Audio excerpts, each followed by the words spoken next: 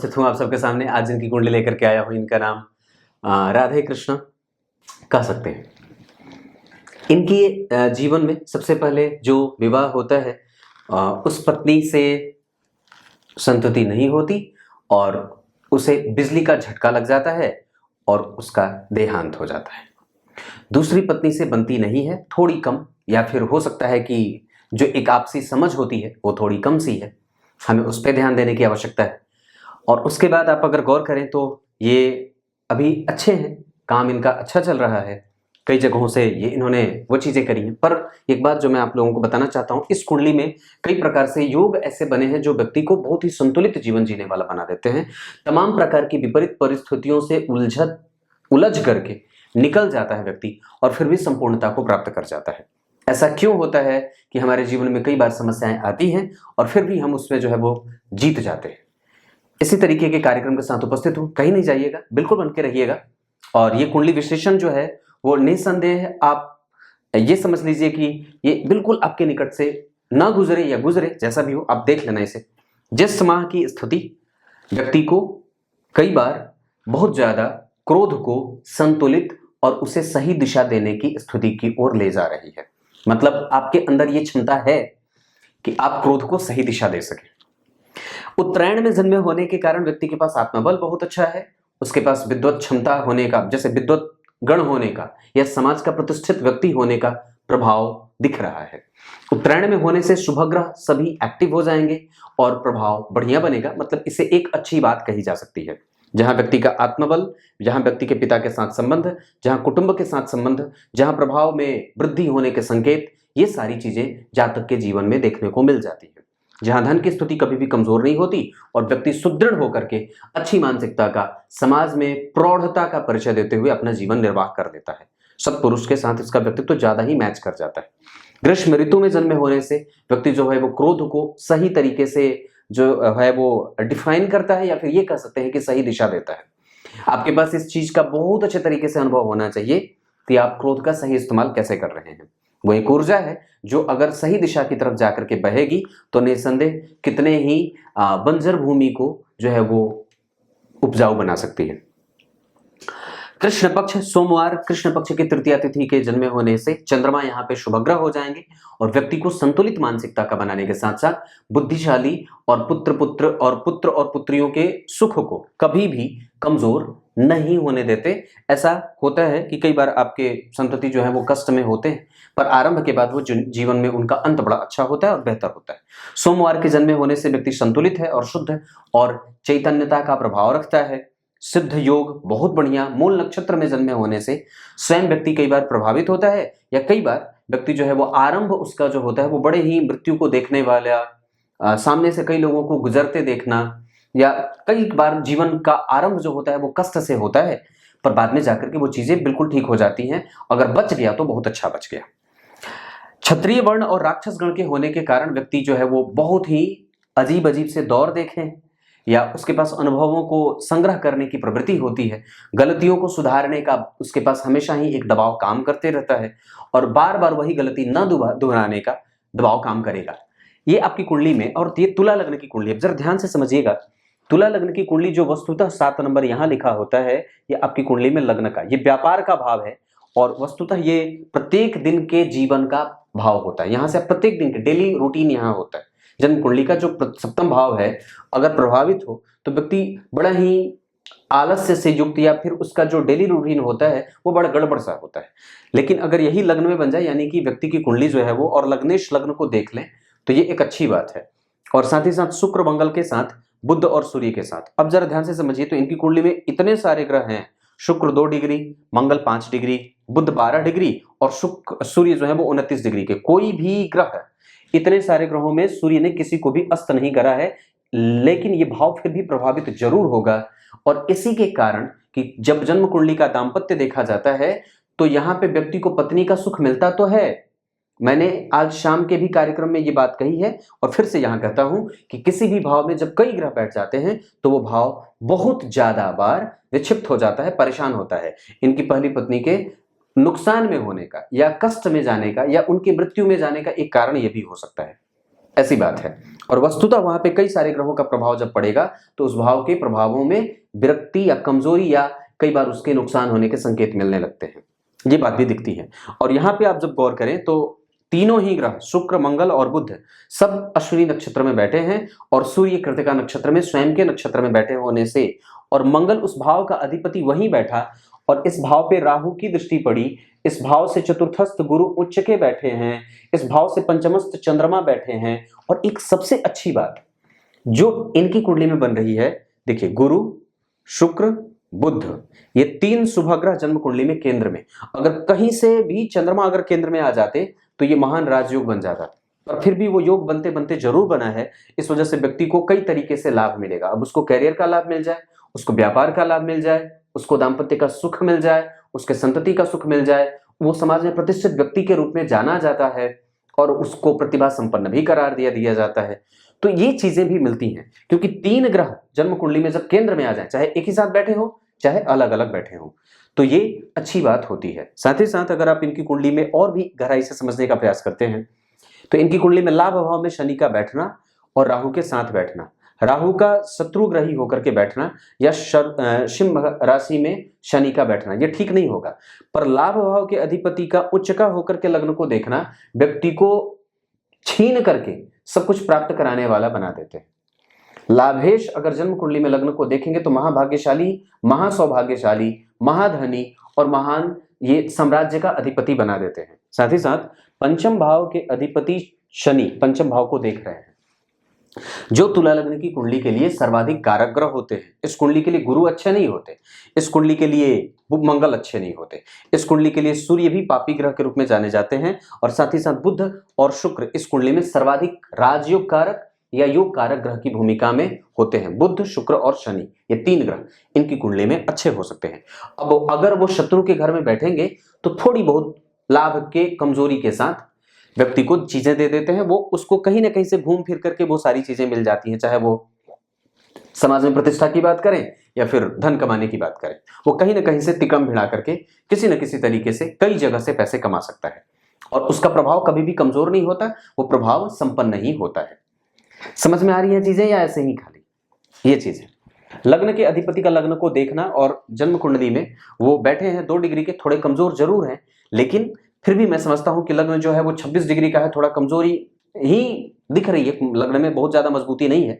विशाखा नक्षत्र का लग्न है, लग्नेश जन्म कुंडली में शुक्र लग्न को देखे और शुक्र लग्न को देख रहे हैं मंगल, बुध और सूर्य के साथ। इस वजह से मैंने ये बात और भी कही थी कि जब सूर्य, बुध और शुक्र एक साथ बैठ जाते हैं तो कई बार उस भाव के प्रभाव को कमजोर कर देते हैं। ये बात कई कुंडलियों पे लागू होते मैंने देखी है और यही बात यहाँ भी लागू हो रही है। मंगल लग्न को बैठे थे, मंगल लग्न को देख रहे हैं, तो मैंने इनसे बात भी करी तो इन्होंने कही बात कि हाँ मैं जल्दबाज प्रवृत्ति का हूं और मुझसे जल्दबाजी में कई बार निर्णय गलत भी हुए हैं, और वो इस वजह से क्योंकि राहु की दृष्टि भी जा रही है।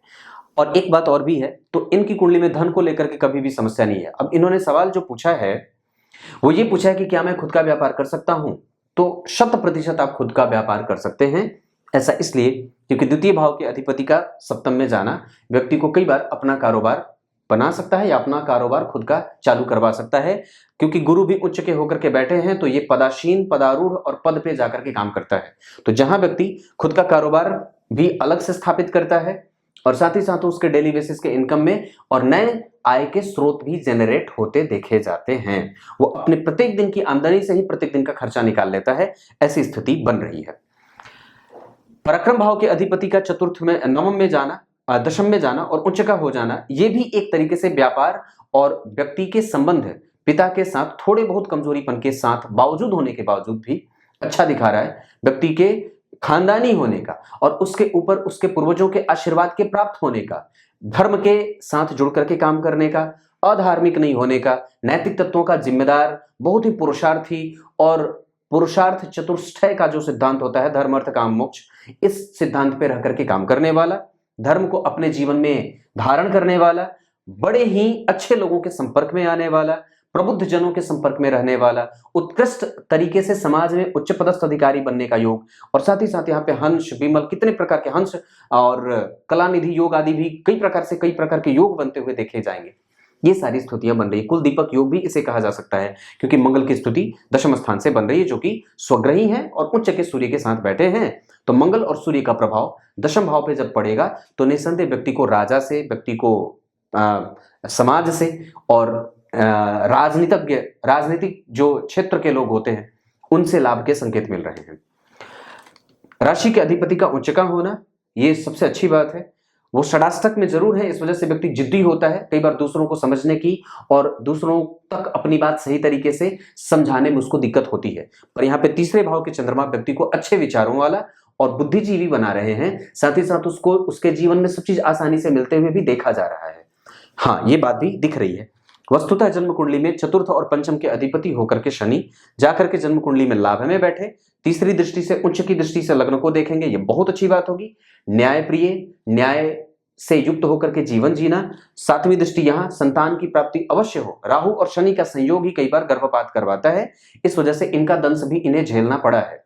और शनि की 10वीं दृष्टि जन्म कुंडली में अष्टम भाव पे, जहां के अष्टमेश जन्म कुंडली में व्यक्ति को बहुत ही ज्यादा दिमाग लगाने वाला, और अष्टमेश पे अगर चंद्रमा या राहु की दृष्टि पड़ जाए, या अष्टमेश से चंद्रमा और राहु का संबंध बन जाए, या अष्टमेश से शुक्र का संबंध बन जाए, तो व्यक्ति ही बहुत ही अन्वेषण करता हो जाता है, अन्वेषक की भूमिका में समाज में प्रतिष्ठित होता है। वो बहुत ही गहरी सोच और गहरी चाल चलने वाला होता है, बहुत ही सूक्ष्म अन्वेषण करके कई बार नई चीजें इजाद करने वाला होता है।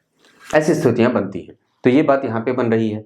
शनि यहाँ पे बहुत अच्छी स्थिति में नहीं कहे जाएंगे, फिर भी अगर नवांश कुंडली में जो पंचमेश है वो शत्रु की राशि में बैठे हैं, यहाँ भी वो उसी राशि में बैठे हैं जहां वहां बैठे थे, तो ये वर्गोत्तम हो जाने से तो ये सूत्र यहाँ पे एक लागू होता है कि जन्म कुंडली के पंचम भाव के अधिपति अगर नवांश कुंडली में वर्गोत्तम होते हो, या वर्गोत्तम स्थिति में जाते हो, या अपने मित्र की राशि में जाते हो, तो व्यक्ति आयु संपन्न होता है, धन संपन्न होता है, धनवान होता है, धन से युक्त होता है, मोक्ष की गति को प्राप्त करने वाला, जीवन में धर्म को धारण करने वाला, मेहनत करके धन कमाने वाला, कई तरीके से धन कमाने वाला, प्रतिष्ठित और रोजगार परक कार्यक्रम चलाने वाला, धर्म के निहितार्थ काम करने वाला और सब गुणी होता है। ये इनकी कुंडली में स्थिति बन रही है, जिसके बारे में मैंने अभी चर्चा करी।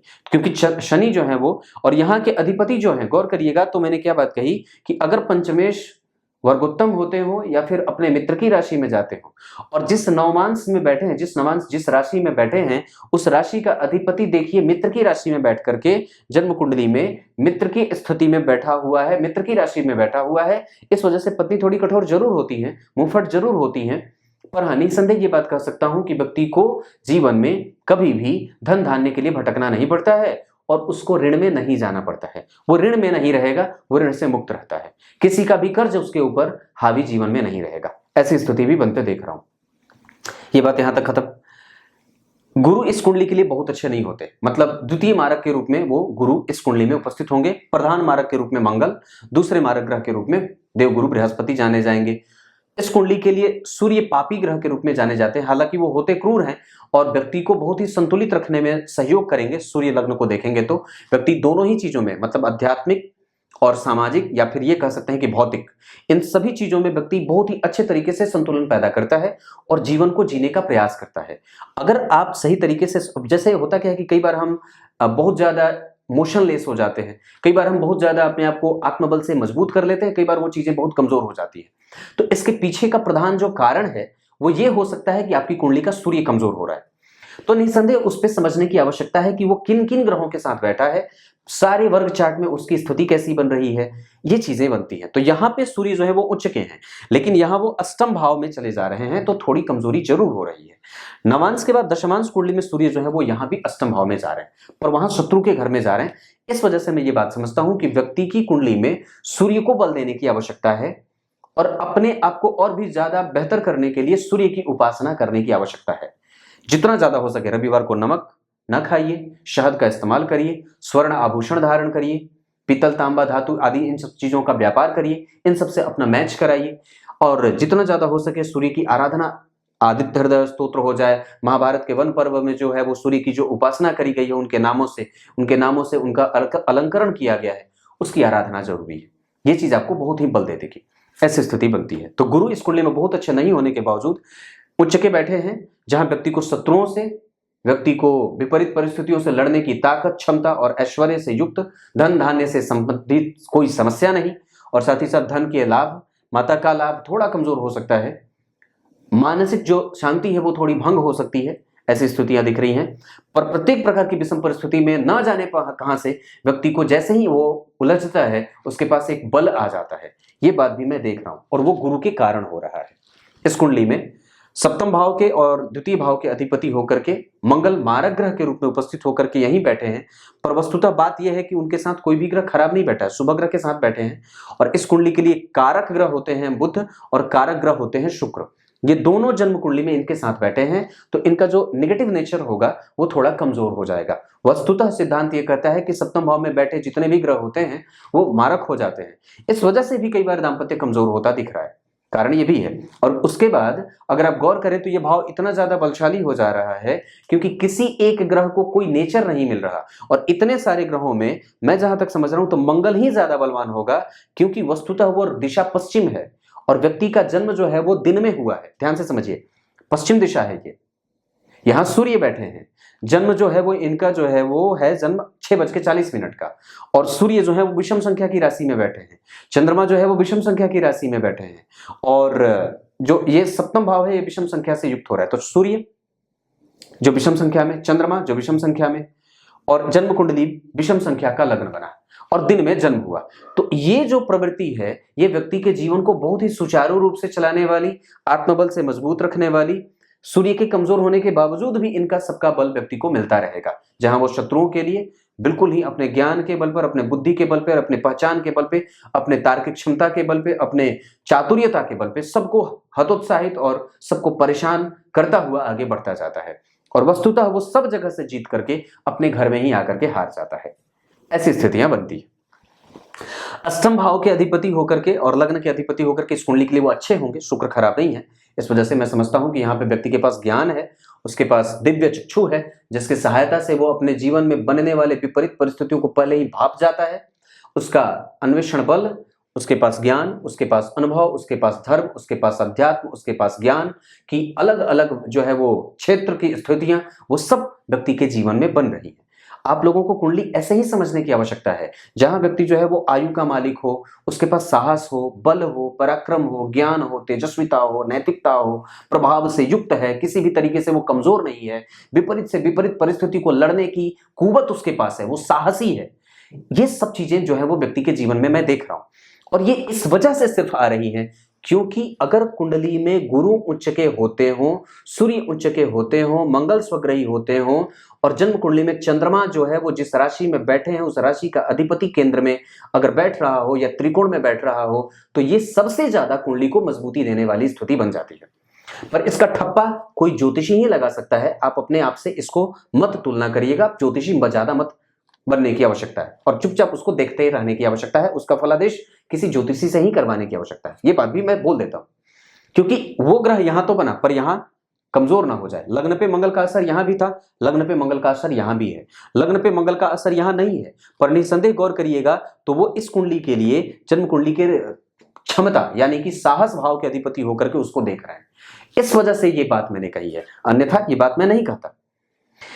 भाग्य भाव के अधिपति और इस कुंडली के लिए राजयोगों की भांति परिणाम करने वाले व्ययेश और जन्म कुंडली के भाग्य भाव के अधिपति होकर के बुध जन्म कुंडली के लग्न को देखेंगे तो व्यक्ति के प्रभाव में कमजोरी कभी कभी आएगी और उसको कई तरीके से व्यय से भी गुजरना पड़ता है, जहां रैंडमली उसके पास कई तरीके का खर्च आता है जीवन में। अचानक से कई बार दुविधाएं आती हैं, अचानक से उसके पास धन के खर्च होने के नए नए मार्ग खुलते जाते हैं। ये बात भी दिख रही है और ऐसी स्थितियां भी बनती है, जहां शुक्र की दशा में व्यक्ति की शादी हो जाए, बुध की दशा में व्यक्ति का भाग्योदय हो जाए, मंगल की दशा में व्यक्ति को कष्ट से गुजरना पड़ता है, शनि की दशा में व्यक्ति को पराक्रम का लाभ मिलता है, बुध की दशा में व्यक्ति पराक्रम का लाभ प्राप्त करता है, गुरु की दशा में व्यक्ति को उच्च पदस्थ अधिकारी और अधिकारों से संपन्न देखा जाता है। ये सारी स्थितियां जन्म कुंडली में बन रही है।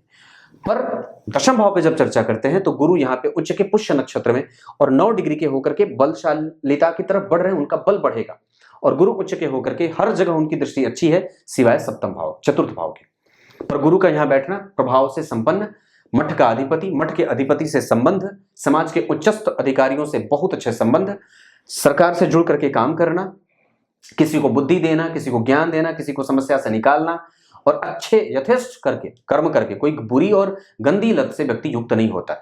यहाँ पे शनि और मंगल का संबंध जो है वो नवम पंचम का है, राहु का संबंध मंगल से और सूर्य से बन रहा है। इस वजह से व्यक्ति जो है वो नशे की लत में भी जा सकता है। और कई बार व्यक्ति के जीवन में मंगल और शुक्र का संबंध, मंगल और शनि का संबंध नवम पंचम का होना, चंद्रमा का जन्म कुंडली में गुरु से प्रभावित न होना, ये सारी जो स्थितियां हो रही हैं वो व्यक्ति के जीवन में कई बार बुरी आदतों का शिकार भी बना देती है। या कई बार व्यक्ति जो होता है वो गलत चीजों के पीछे, खास करके शनि मंगल राहु केतु की दशाओं में हो जाता है। आप लोग मुझे पकड़ तो पा रहे हो ना? मैं जल्दी जल्दी नहीं बोल रहा हूँ ना? बिल्कुल ठीक ही तो हूँ। हाँ ठीक है। कुछ लोग फोन करके कहते हैं पंडित जी आप कभी कभी बहुत ज्यादा जल्दी बोलने लगते हैं, पर ये बात है। तो ये स्थिति, एकादशवां भाव जन्म कुंडली का ठीक बना है। यहाँ पे थोड़ी सी कमजोरी इस वजह से बन रही है क्योंकि सिंह राशि के अधिपति जो है वो उच्च के बैठे हैं, तो ये भाव एक तरफा बल तो प्राप्त कर रहा है, लेकिन वस्तुतः वो एकादशवें भाव के अधिपति और लाभ के अधिपति दोनों एक साथ परम मित्र होकर के बैठे और शुक्र और बुध के साथ बैठे हैं। तो शुक्र अष्टमे, जरा गौर करिए, तो लाभ और अष्टम और लग्न के अधिपति एक साथ जन्म कुंडली में कंफ्यूज करने का काम कर रहा है।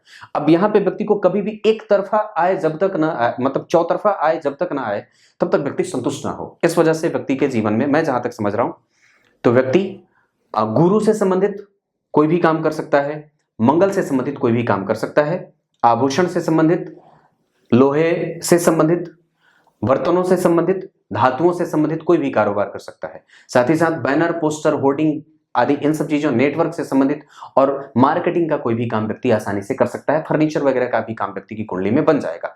पर फर्नीचर से ज्यादा बढ़िया गुरु से संबंधित ब्रेड, बेकरी और खाने पीने, ड्राई फ्रूट वगैरह का भी कारोबार व्यक्ति आसानी से कर सकता है। बर्तनों का कारोबार, आभूषणों का कारोबार व्यक्ति आसानी से कर सकता है। ये आपकी कुंडली। इस कुंडली की अच्छी बात मैंने 2-3 बातें बताई, जैसे दिन में जन्म हुआ, सूर्य मेष राशि में विषम संख्या, चंद्रमा मेष धनु राशि में विषम संख्या का लग्न बना और दिन का जन्म, ये व्यक्ति को बहुत ही प्रभावशालीता का प्रदर्शन करने वाला बना देंगे। नवमांश के बाद दशमांश कुंडली में राहु का यहाँ बैठना तटस्थ है, इस वजह से कारोबार सामान्य चलेगा। चंद्रमा और शनि यहाँ बैठे हैं जो आपको सस्टेनेबिलिटी देंगे और व्यक्ति को भाग्य का बल भी मिलता रहेगा और व्यक्ति खोजबीन में लगा रहेगा अपने आत्मबल को बढ़ाने के लिए। सूर्य की उपासना जरूरी है। षडबल में मंगल बढ़िया, सूर्य और शुक्र बढ़िया है। इस वजह से मैं समझता हूं कि देवी दुर्गा की उपासना या उनके मंदिर का दर्शन और साथ ही साथ हनुमान चालीसा का प्रत्येक दिन पाठ आवश्यक है। इस कुंडली के आधार पर अगर मैं देखूं तो बाकी के जो चार्ट बन रहे हैं उसके आधार पर सूर्य नीच के हो जा रहे हैं किसी अन्य चार्ट में, और जन्म कुंडली में बल चंद्रमा का बढ़िया है, बल मंगल का बढ़िया है, बल शनि का बढ़िया है, बुध का बढ़िया है, थोड़ा कमजोर हो रहा है। इस वजह से मानसिक अशांति का एक दौर है अभी, और मैं समझता हूं कि इसको शांत करने के लिए गणेश जी की शरणागति धारण करनी चाहिए। गणेश जी को 21 दुर्वा प्रत्येक दिन अर्पित करने से या कुछ और अन्य उपाय मैं आपको जो भेजूंगा वो आपको कर लेना चाहिए। वस्तुतः आपकी कुंडली में, नवांश कुंडली में लग्न में मंगल आपकी पत्नी के साथ मतभेदों को उजागर करने वाले और साथ ही साथ वहां पे आपके दूसरे विवाह को कराने वाले भी बन रहे हैं। वस्तुतः जन्म कुंडली में राहु नवांश कुंडली में 7 नंबर की राशि में बैठे थे। इस कारण से कई बार व्यक्ति जो होता है वो जुझारू या कई बार अपने आप और अपने परिस्थिति को समझ करके उसके अनुकूल निर्णय लेने वाला हो जाता है। आपकी कुंडली में चंद्रमा और शुक्र बैठे हैं, दाम्पत्य कमजोर नहीं है, इसको बस जितना ज्यादा हो सके ठीक करने का प्रयास आपको करना ही होगा और वो ठीक हो भी जाएगा, उसमें कोई विशेष परेशानी वाली बात नहीं है। मैं इस कुंडली में दशाओं के आधार पर अगर कहूंगा तो आपकी कुंडली में सूर्य की दशा थोड़ी कमजोर गई होगी, चंद्रमा की दशा और मंगल की दशा ये सामान्यतया 25-25% का परिणाम कर रही है। बुध की दशा बहुत अच्छी जाएगी, गुरु की दशा कमजोर जाएगी, शुक्र की दशा 25% का परिणाम देगी, शनि जो है वो जन्म कुंडली में बहुत अच्छे परिणाम देने वाले होंगे और हमेशा अच्छे रहेंगे। राहु और केतु की दशाएं आपके लिए थोड़ी बहुत कष्टप्रद भी हो सकती हैं। इस वजह से राहु की दशा में सावधान होने की आवश्यकता होगी, व्यापार को लेकर के, अपने नैतिक और प्रत्येक दिन के जीवन को लेकर के, दाम्पत्य के क्षेत्र को लेकर के, पुत्र और पुत्रियों के विकास को लेकर के और किसी भी तरीके से उनके साथ संबंधों को लेकर के। ये बात आपको परेशान कर सकती है। धन धान्य की स्थिति इस कुंडली में कभी भी कमजोर नहीं है। गुरु उच्च के हैं, दृष्टिपात कर रहे हैं, मंगल स्वग्रही है और चंद्रमा ठीक है। इस वजह से परेशान होने जैसी कोई बात नहीं है। अब क्या बताऊं, होरा कुंडली के आधार पर आपकी कुंडली में जो मैं चर्चा कर रहा हूं उसके आधार पर चंद्रमा शुक्र मंगल बुध और शनि, चंद्रमा शुक्र मंगल बुध और शनि की दशाएं आपके लिए माइलस्टोन साबित हो सकती हैं, जहां आप कई प्रकार से अपने आप को प्रूफ करेंगे कि हाँ मैं एक जिम्मेदार व्यक्ति हूं और मैं अपने किसी भी बुरी परिस्थिति को अपने हिसाब से ढालने की हिम्मत और क्षमता मेरे पास है। बाकी के जितने ग्रह हैं, राहु, केतु, गुरु और सूर्य, इनकी दशाएं थोड़ी कमजोर या कमजोरी को प्राप्त करने वाली हो सकती हैं, पर वस्तुतः गुरु न चाहते हुए भी यहाँ पे अच्छे परिणाम देने को मजबूर होंगे, क्योंकि वो उच्च के बैठे हैं और मंगल की दृष्टि जा रही है जहां वो उनका दिग्बल क्षेत्र है। थोड़ी बहुत कमजोरी क्योंकि नीचे दृष्टि जाएगी, लेकिन फिर भी ठीक है। शनि का जो संबंध बन रहा है वो यहाँ के लिए बहुत अच्छा, मैंने बताया यहाँ के लिए भी और यहाँ के लिए भी। शनि की दृष्टि कहीं के लिए भी खराब नहीं होगी। गुरु की दृष्टि जन्म कुंडली में यहाँ के लिए लाभदायक, यहाँ के लिए जन्म कुंडली में लाभदायक और चतुर्थ भाव के लिए थोड़ी कमजोर। सूर्य, इतने सारे ग्रहों का प्रभाव लगने पे इस वजह से व्यक्ति स्वयं भी कई बार कंफ्यूज होता है और इस वजह से कई बार वो दूसरों को बहुत ही जल्दी जजमेंटल स्थिति में जाकर के जज कर जाता है, दूसरे के बारे में कोई एक परसेप्शन बना लेता है कि ये व्यक्ति ऐसा है। इनसे आपको बचना चाहिए। जितना ज्यादा हो सके पहले खुद पे काम करने की आवश्यकता है। निर्णय लेने से जल्दबाजी में बचना होगा।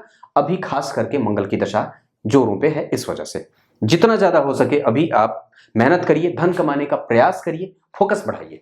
और मैं समझता हूं कि इसमें आपकी सहायता मंगल कर सकते हैं, जो बजरंगबली की आराधना और साथ ही साथ भागवत महापुराण के अध्ययन अध्यापन की स्तुति, गीता जी का जीवन में लाना और विष्णु सहस्त्रनाम का पाठ, साथ ही साथ देवी कवच का पाठ और उसके बाद राम रक्षा स्तोत्र का प्रत्येक दिन पाठ, ये आपको बहुत ही ज्यादा सुकूनदायक स्थितियों में ले जाकर के स्थापित कर देगा। व्यापार की वृद्धि के लिए मैं आपको एक मंत्र दूंगा जिसकी आवश्यकता आपको अत्यंत है। तब तक के लिए बहुत बहुत नमस्कार।